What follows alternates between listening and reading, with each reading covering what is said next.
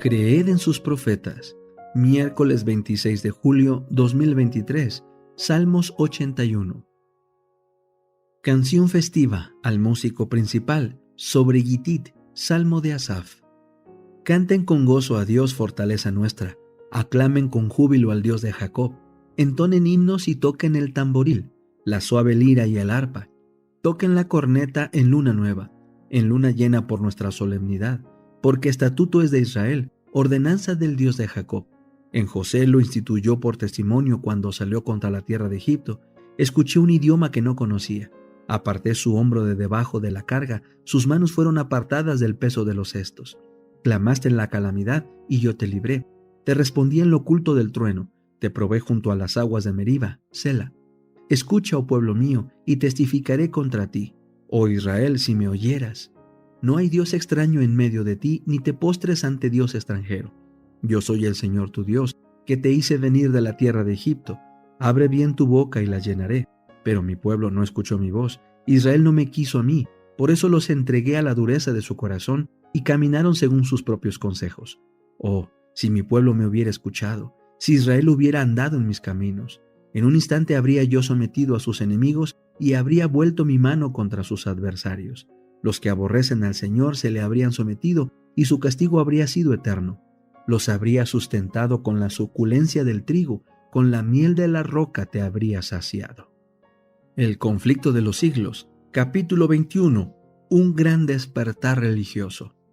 Otro misionero encontró una creencia parecida en Tartaria. Un sacerdote tártaro preguntó al misionero cuándo vendría Cristo por segunda vez. Cuando el misionero le contestó que no sabía nada de eso, el sacerdote pareció admirarse mucho de tanta ignorancia por parte de uno que profesaba enseñar la Biblia, y manifestó su propia creencia fundada en la profecía que Cristo vendría hacia 1844. Desde 1826 el mensaje del advenimiento empezó a ser predicado en Inglaterra, pero en este país el movimiento no tomó forma tan definida como en los Estados Unidos de Norteamérica.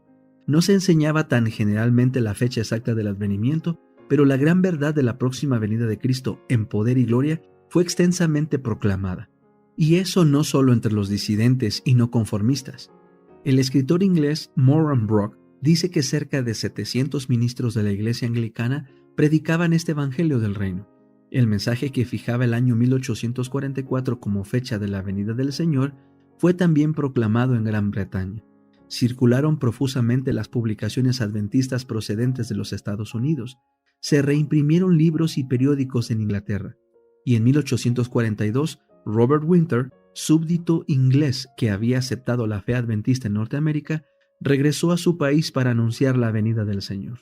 Muchos se unieron a él en la obra y el mensaje del juicio fue proclamado en varias partes de Inglaterra.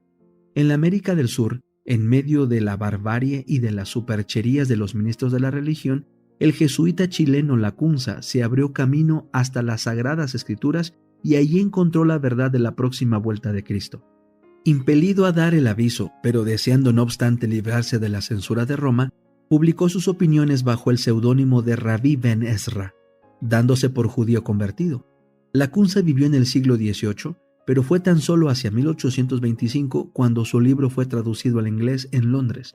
Su publicación contribuyó a aumentar el interés que se estaba despertando ya en Inglaterra por la cuestión del segundo advenimiento. En Alemania, esta doctrina había sido enseñada en el siglo XVIII por Bengel, ministro de la Iglesia luterana y célebre teólogo y crítico. Al terminar su educación, Bengel se había dedicado al estudio de la teología, hacia la cual se sentía naturalmente inclinado por el carácter grave y religioso de su espíritu, que ganó en profundidad y robustez merced a su temprana educación y a la disciplina. Como otros jóvenes de carácter reflexivo antes y después de él, tuvo que luchar con dudas y dificultades de índole religiosa, y él mismo alude con mucho sentimiento a los muchos dardos que atravesaron su pobre corazón y que amargaron su juventud. Llegando a ser miembro del consistorio en Wittenberg, abogó por la causa de la libertad religiosa.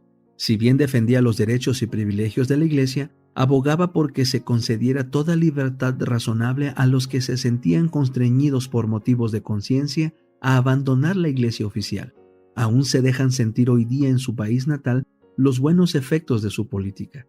Mientras estaba preparando un sermón sobre Apocalipsis 21 para un domingo de Adviento, la luz de la segunda venida de Cristo se hizo en la mente de Wenger.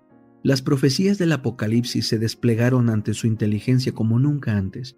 Como anonadado por el sentimiento de la importancia maravillosa y de la gloria incomparable de las escenas descritas por el profeta, se vio obligado a retraerse por algún tiempo de la contemplación del asunto. Pero en el púlpito se le volvió a presentar en toda su claridad y su poder. Desde entonces se dedicó al estudio de las profecías, especialmente las del Apocalipsis, y pronto llegó a creer que ellas señalan la proximidad de la venida de Cristo. La fecha que él fijó para el segundo advenimiento no difería más que en unos pocos años de la que fue determinada después por Miller. Los escritos de Wenger se propagaron por toda la cristiandad. Sus opiniones acerca de la profecía fueron adoptadas en forma bastante general en su propio estado de Württemberg y hasta cierto punto en otras partes de Alemania. El movimiento continuó después de su muerte y el mensaje del advenimiento se dejó oír en Alemania al mismo tiempo que estaba llamando la atención en otros países.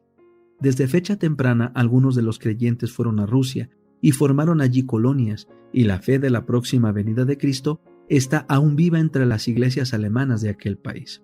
La luz brilló también en Francia y en Suiza, en Ginebra, donde Farel y Calvino propagaron las verdades de la Reforma. Gusen predicó el mensaje del segundo advenimiento.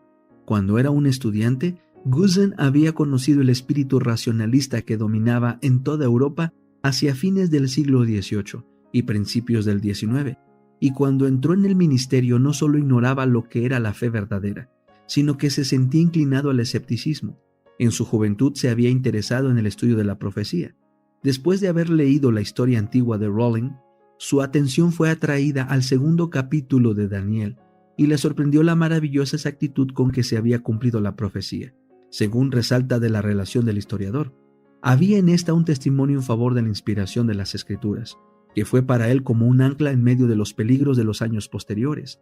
No podía conformarse con las enseñanzas del racionalismo y al estudiar la Biblia en busca de luz más clara, fue conducido después de algún tiempo a una fe positiva.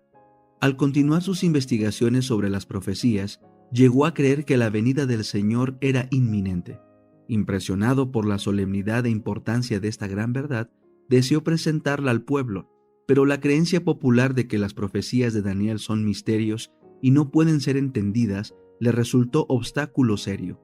Al fin resolvió, como Ferro lo había hecho antes, que él en la evangelización de Ginebra, empezar con los niños esperando por medio de ellos alcanzar a los padres.